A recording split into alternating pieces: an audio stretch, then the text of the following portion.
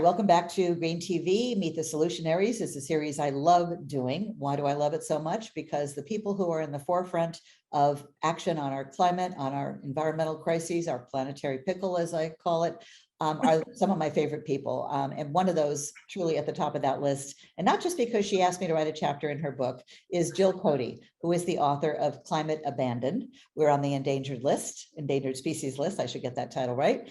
And that's not her first book. That was the second. The first one, which I have not yet read, but I'm intrigued now, is Be Bold. No, Be Bold America is your radio show. America Abandoned, the secret velvet coup that cost us our democracy. That came out in 2016. So yeah, 6 years ago. And we're going to hopefully have time to dip into that one. But welcome to Green TV. It's so exciting to have you here. Thank you, Betsy. I decided to invite you on now because we do have two twin or parallel crises going, well, more than two, but climate and environment and democracy. Both are in free fall. The sky really is falling and democracy really truly is threatened. I think that should be all too obvious, painfully so, to anyone paying attention. So I thought, who better than to address these maybe connected crises? How did we get here? Is you, Jill. So thank you.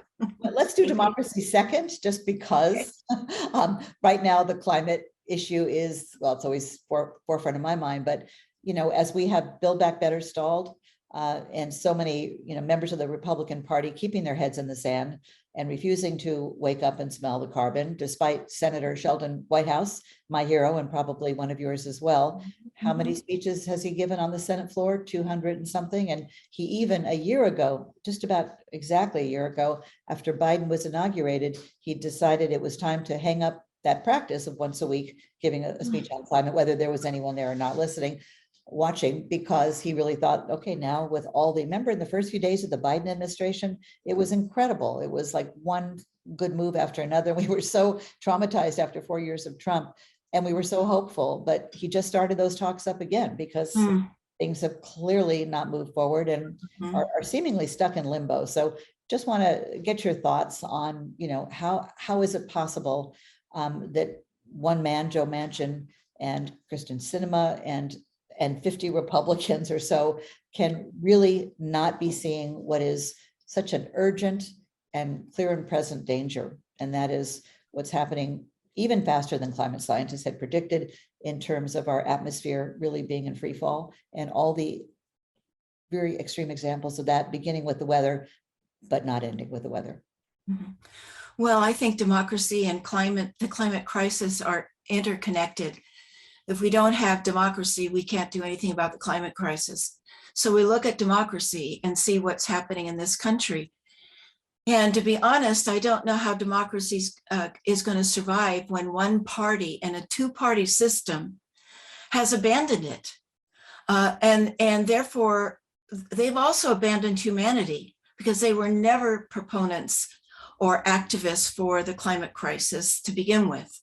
They have sold their soul to the fossil fuel industry many years ago, and they can't change now. They are too embedded in that.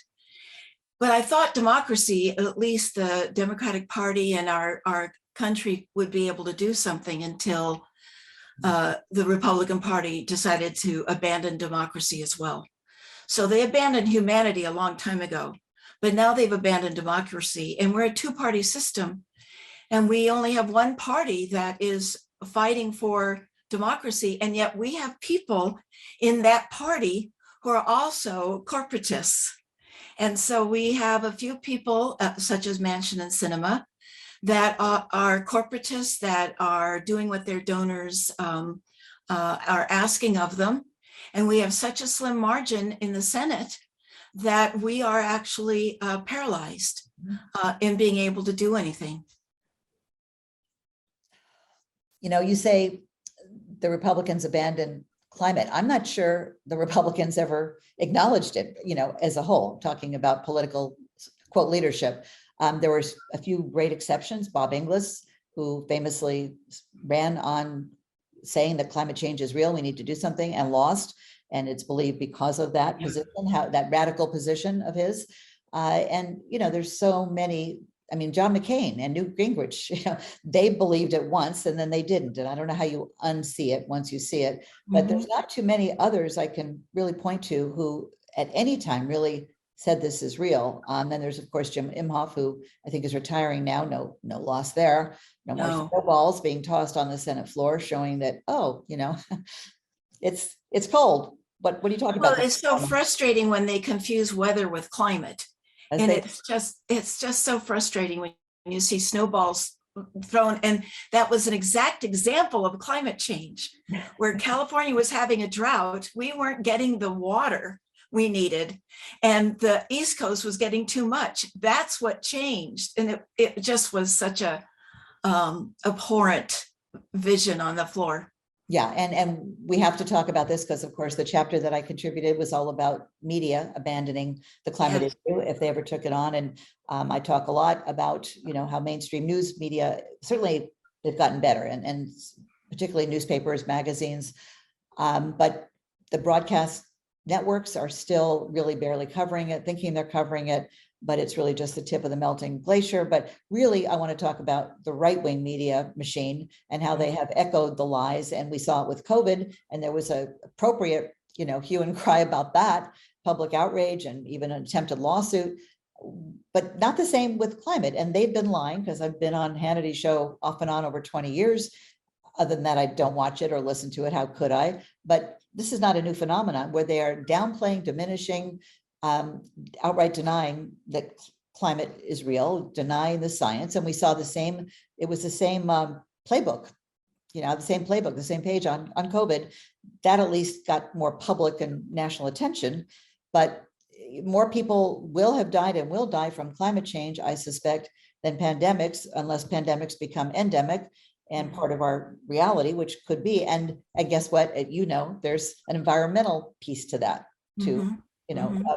Viruses spreading and, being transferred from species to species. And now, of course, from animals to humans. So I want to know what you think about how dangerous and damaging the right-wing echo chamber media outlets continue to be today, 2022. It's not a thing of the past.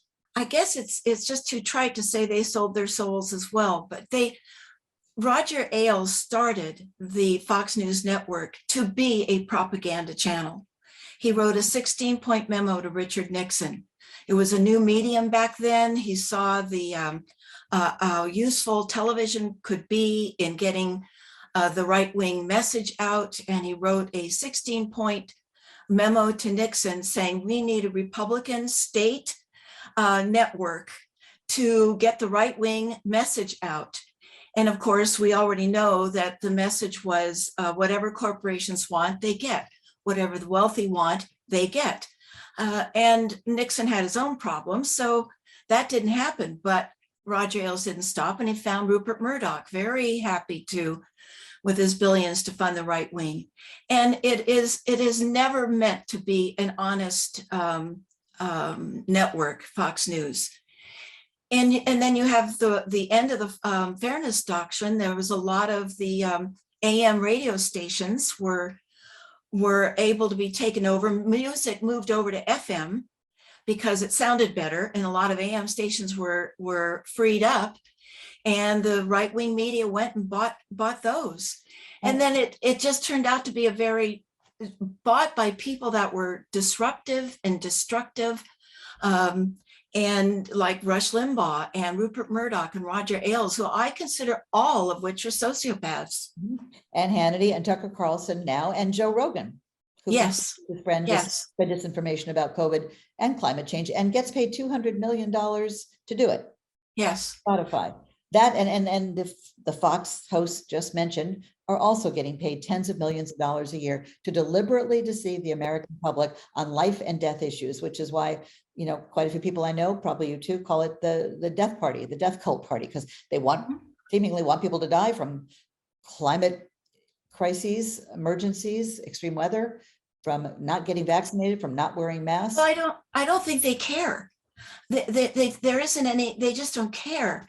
The amount of money that is generated by stoking people's outrage going for their amygdala, their lizard brain, the reptile brain, Alien brain. the amount of money that can be made at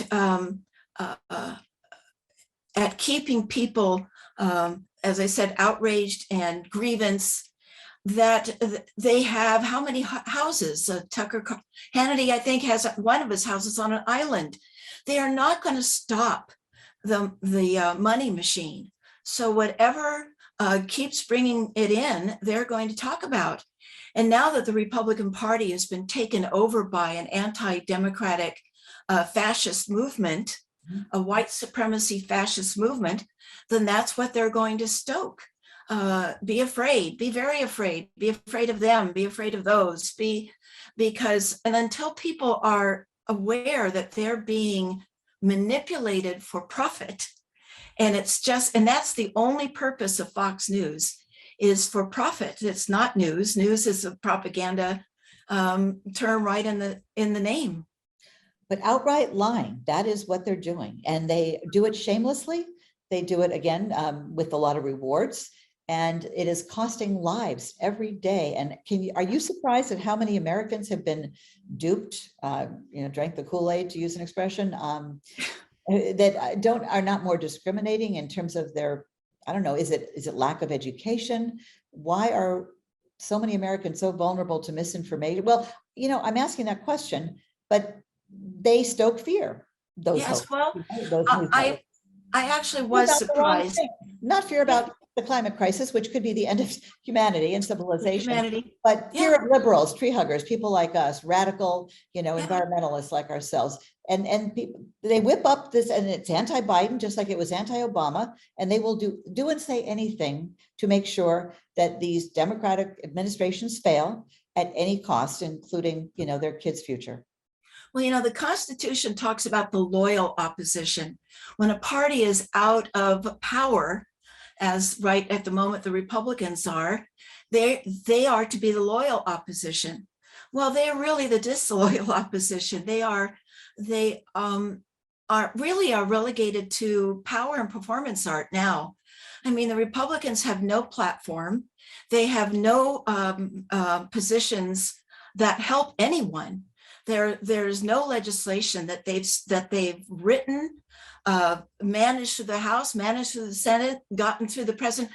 I mean, I don't think anybody can think of one piece of legislation other than tax cuts for the uber wealthy that they have managed. Governing isn't anything of interest to them, and it is. I was surprised because I was surprised by how many people would be manipulated by fear, by their fear. And I guess I shouldn't be, but that's what they go for, the outrage and the fear and the sense of grievance that somebody else has got something that I should have. And Reagan did that with his welfare queen in a pink Cadillac. I mean, the media searched everywhere for this person, but it was just something to stoke the grievance back in the 80s. About somebody getting something that you deserve. And the product of doubt, as we know, the product of confusion, as we know, works. It worked for the chemical industry, then it worked for the tobacco industry. It worked for, obviously the climate crisis, and now it's working for autocracy. Yes, and the insurrection and Republicans daring to call that, oh, that was no big deal. Can you imagine if it had been, radical storm? That's part of normalizing. That's part of normalizing a violence, which is a fascist strategy. And normalizing of disinformation. I mean, Trump famously, mentally ill people, I've seen it, project onto others what they're feeling, what they're doing. Yes. So that's exactly, they call us one thing and it's exactly it. So not to get too far down the rabbit hole into politics, because I do want to get to our poor climate, which never gets enough attention and certainly should here on Green TV. But I just have to say, talk about, hypocrisy and disloyal. Have you noticed that they're now like defending Putin and blaming Biden for what's going on? Like, didn't they win in part because they called us socialists and communists? That's what they called me when I went on Hannity's show. And somehow they're in bed with, they're like supporting, justifying Putin's behavior? Like, Well, it's just to be contrary, it's to be anti-democratic, because they are now an authoritarian party. They are not a legitimate democratic party in a two-party democracy. So since they've become an autocratic party, they're going to support autocrats. And so they're going to have, isn't Tucker going to spend a month or something in Turkey? Or no, it was CPAC. let him stay a long time. Is going to have their next summit in Hungary, which is an autocracy, or Turkey, I forget which. But so they're going to be supporting autocrats now. They are not a democratic party working for democracy. They are intent now to destroy democracy. And that gets to your climate crisis and your climate issue. Because if they are successful in destroying democracy, they will be successful finally in destroying any efforts to save the planet. And that's what I meant, that a long time ago, they abandoned humanity by ignoring everything about the climate crisis, the climate emergency, and the route of getting anything done about it would be through a democratic process, funding and legislation, and they don't want any of that. So it's a very serious and worrisome and concerning situation we find ourselves in right now. And even under the Obama-Biden administration, we saw gridlock, and we saw, the obstacles that frankly the Republicans put up every time Obama and the Democrats tried to pass legislation. Like, since when is infrastructure a controversial issue? They've just politicized everything from climate to COVID. So we saw kind of like political gridlock turn to complete and utter dysfunction, and black is white and up is down and night is day, to the point where everyone's confused, and that's the point. Isn't that how Hitler got started? I mean, it's just That's like right. Dictatorships. That's the point. Oligarch. And that's what I mean about the GOP has just got performance art now. That's all performance art. The lies, the positioning, the confusion. It's just they've have absolutely no intent to help this country or the people in it in any way. Their intent is to make the rich richer, and they're on the side of the rich, and to stay in power to do that. But average Republicans are not rich. Why aren't they revolting? Well, they've longed, after 40 years since Reagan, they've been down the rabbit hole for a long time with Fox News. 2 decades of Fox News, three of right-wing media. I mean, it really was a vast right-wing conspiracy. Yes, it really was. And the whole thing was they also labeled the regular media as the liberal media, and the liberal media isn't liberal. They're run by corporations. Believe me. And so trying to get climate and environmental news on, they're run by corporations. Exactly. Right. And who's on the boards of those corporations? A lot of them were the Koch brothers.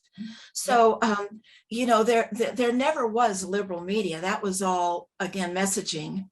And that leads to the messaging, the lack of messaging that the Democratic Party has. I am very concerned that they don't talk the same way that gets to the emotions of people. We think that facts and truth are going to win the day. And when we've seen the last 40 years that they don't win the day, emotions and outrage and alternative facts are winning the day. And I'm very concerned about the Democratic Party's ability to message, and to message about the climate crisis and about what is happening to our own country and what new issues are coming up, like humidity. There's a whole new study out now that temperature is half the story, because things are happening faster with the climate emergency than planned, and it's temperature and humidity. Wet bulb. So, is that the wet bulb? Is that the wet bulb effect, where the humidity can make heat that much more deadly, dangerous? Exactly. And the past computer models just worked with temperature and didn't incorporate temperature and humidity.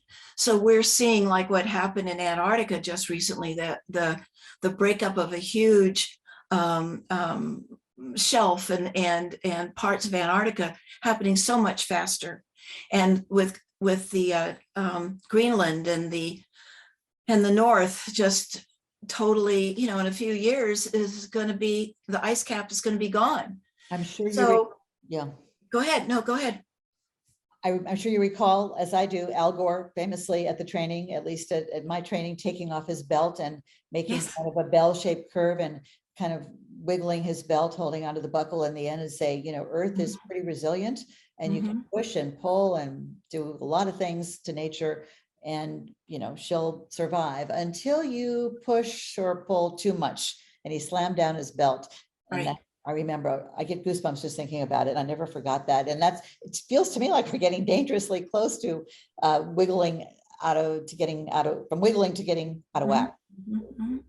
Well, I forget the organization now. It's in the Climate Abandoned book, but they said that between now and year 2100, we have something like a 1 in 20 chance between now and then that something would happen that can completely destroy our environment. You know, 1 in 20 is pretty big. Would you fly an airplane with that? Well, I mean, yeah, and the other numbers, well, first of all, I think we just hit 419 parts per million. You probably saw that. That's, I think, as high as we've gotten, of course, referring to 350 parts per million of greenhouse gases in the being atmosphere. desirable balance. Yep. Level, and we're so far past there and going quickly in one direction. But in terms of, like, we have 8 years to cut our emissions in half. And, you know, my thing is, and so where's the programming? Where's the place that's telling people what to do? Well, now it's Green TV. That's why we started this platform and hope to expand the coverage and make it 24/7 at some point, because what's more important than saving humanity and nature? And, you know, what happened during the pandemic where humans stayed in for a while and animals came out to roam, you hear birds singing. But if it took that, the whole world basically coming to a stop almost overnight, staying home, you know, and that still didn't do it in terms of reduce emissions. Yeah, it didn't reduce any emissions. So that shows you what kind of changes we need across the board. Everything about how our food supply system, our energy, our economy, and yet we're not in any way as a society really tackling this as if it's emergency, which of course it is beyond. Well, and the thing is it's grown beyond every individual doing what they can. A lot of us have the electric cars. A lot of us do the ohm hour and turn off our lights and electricity to say, you know, move electricity where it's needed. And a lot of us do that kind of work as a lifestyle now, but it's gotten beyond that. It's gotten beyond a lifestyle change. It's gotten to the point where we need legislation. And that's where democracy and the climate emergency is connected, intricately connected, because we need the Build Back Better. We need climate legislation that will do something massive on a massive scale that individuals can't accomplish. And it's very upsetting to see that the Build Back Better has just been put on the back shelf. And with no plans or dates to bring it back. Meantime, the U.S. Postal Service under the DeJoy. Yeah, DeJoy, you know, just approved having Fossil mail trucks be fossil fueled run and not electric, which is, you know, this is the second time that the Republicans have been able to kill electrifying the post office. Because about 10 years ago, the post office presented a huge plan to electrify their fleet. Think of that, 10 years, the size of the fleet that they have, that could have done for this country. And the Republicans killed it back then. And then they were successful with DeJoy staying as long as he has to kill it again. I'm just hoping that will get overturned. There's one more appointment I had someone recently on my radio program, Be Bold America, that talked about the post office. And with Biden, he does have appointments that he can make to the board, but they haven't all been approved. And so DeJoy's still pushing ahead with his fossil fuel fleet that will be around for 30 years. Pushing ahead with his regressive notion of, you know, what's smart. I mean, my goodness, it's. Well, that's what his donors want. That's what his tribe wants. His tribe are the people who want to destroy the planet for their own profit and power right now. But his children and grandchildren aren't They don't care. Not to mention the health of the mail truck drivers who have to They get don't care. and breathe out exhaust. What do they care about? I completely believe now that they truly just don't care. There's no empathy, compassion, or humility anymore in them. Well, when you start seeing people die, as we have Americans dying of COVID and refusing to believe it was COVID on their deathbeds, you have to wonder, how are we ever going to get facts, truth, information, and there's so much to convey out there in time.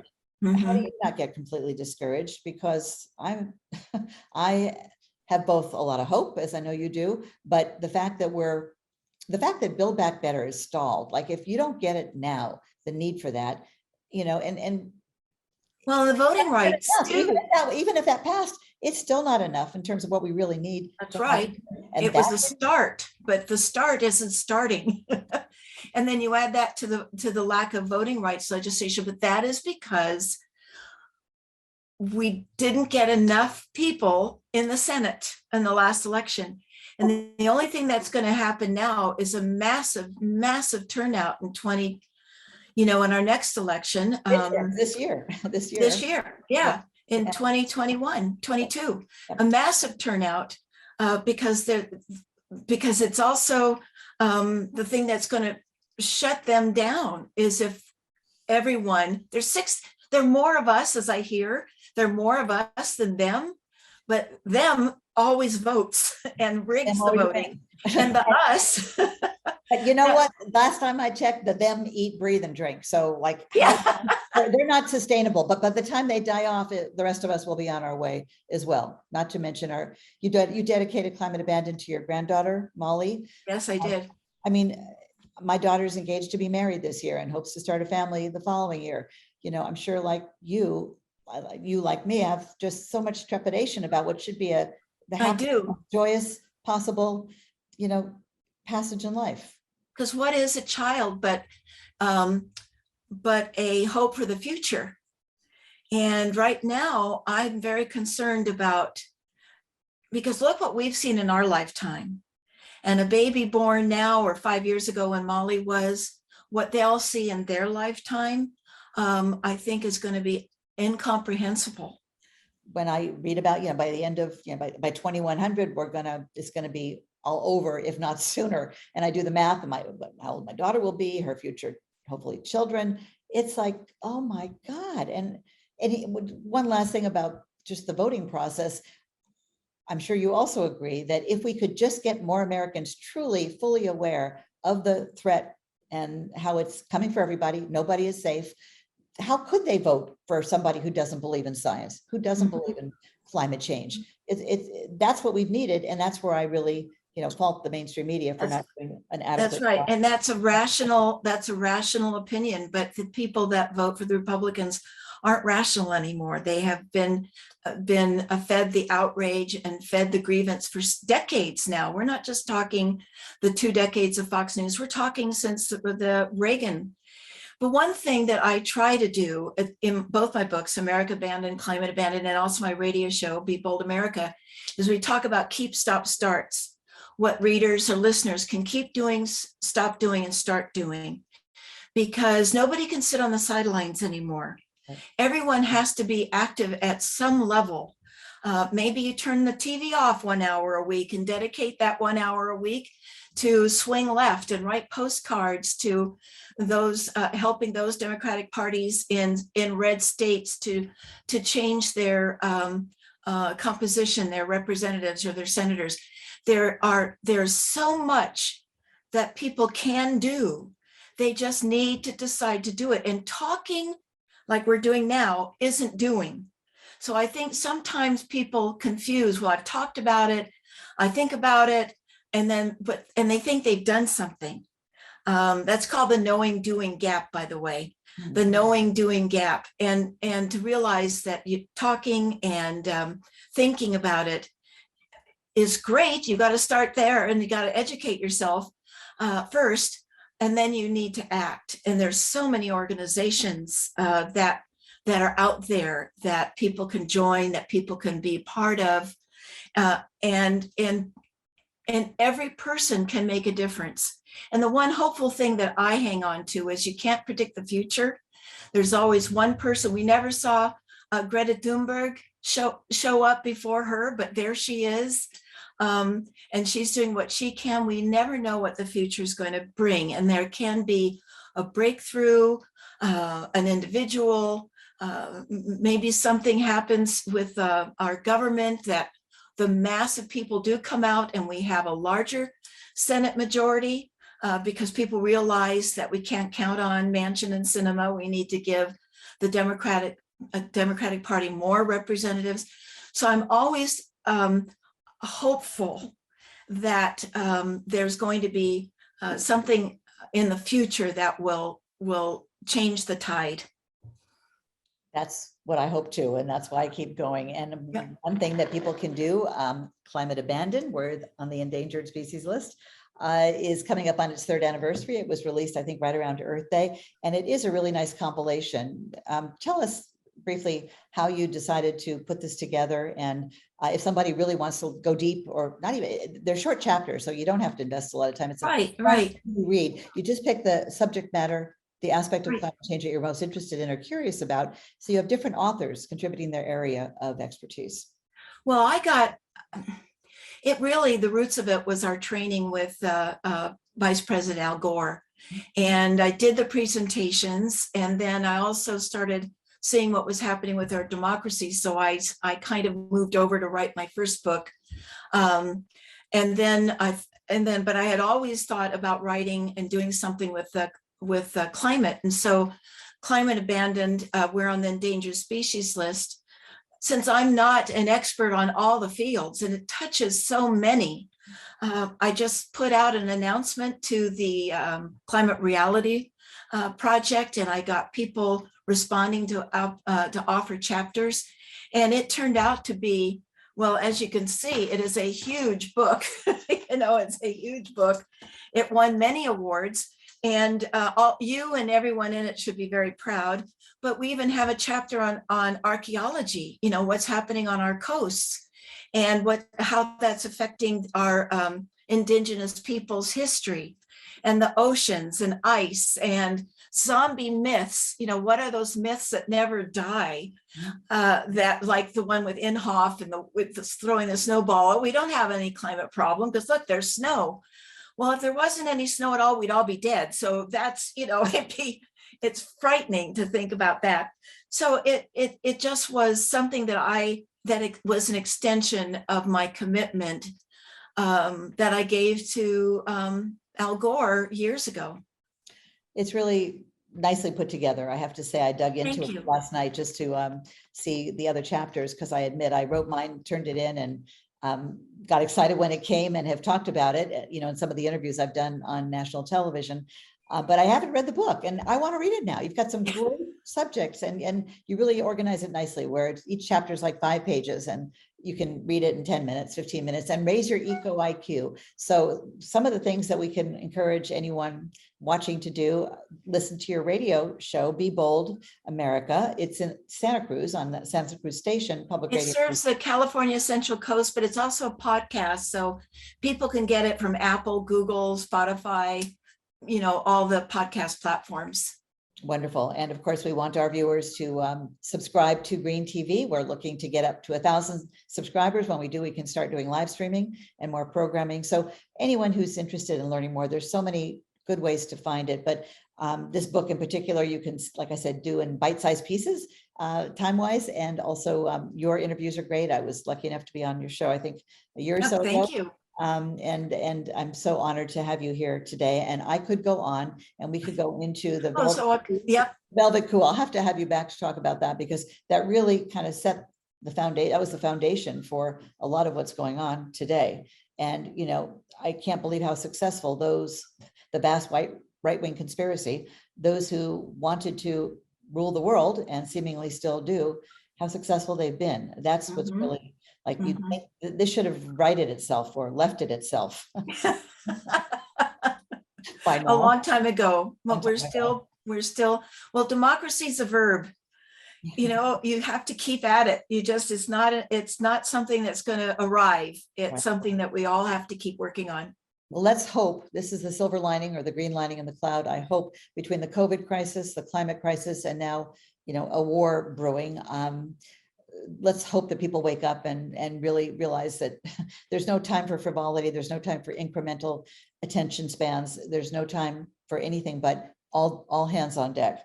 And that they vote, and that they vote, and that they are able to overcome all the roadblocks that are being placed in front of them in the red states. Right. And I just think we should appeal to, like, who wants to be wrong? Who wants to be uneducated? Who's proud of that?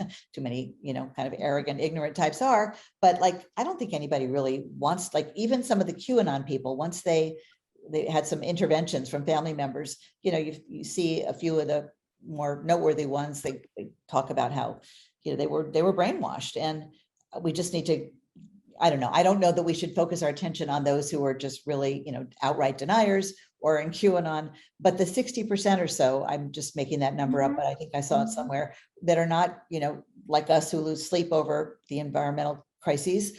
But, there's at either end, there's those of us who are very, very preoccupied, and there's those who don't, or are active deniers, but there's many more in the middle that just don't know what they don't know, and they're concerned, increasingly going from curious to concerned. And that's what I'm sure your radio show can inform and does inform, and that's what we're doing here on Green TV, is filling that gap without having to read a lot of books. Nothing wrong with books, or watch a lot of documentaries. I say, how do you save the planet? One interview at a time. And thank you for enlightening us with your wisdom and your charm and your passion, and really looking at, the dual crises of our time. You've really had your, hand on the pulse of both of those. And I have a lot of respect for that, and would love to have you back again. We'll see how things go, maybe towards the end of the year, before or after the elections. And let's pray for sanity and less Sean Hannity. And let's be bold. Bold America. I think I encourage you to use that title. I think you did. Yeah, I love it. I love you being bold, and I love that term. And we all need to be a lot more bolder and louder. And as Catherine Hayhoe says, talk about it. But as you say, talking is not enough. But we have to start there, and we have to now act where they are, and let them know why you're concerned and what they can do in a way that they can hear it. And yeah, all that has to happen yesterday. Thank you. Thank you, Betsy. Okay, it's so lovely speaking with you. Thank you. Thanks.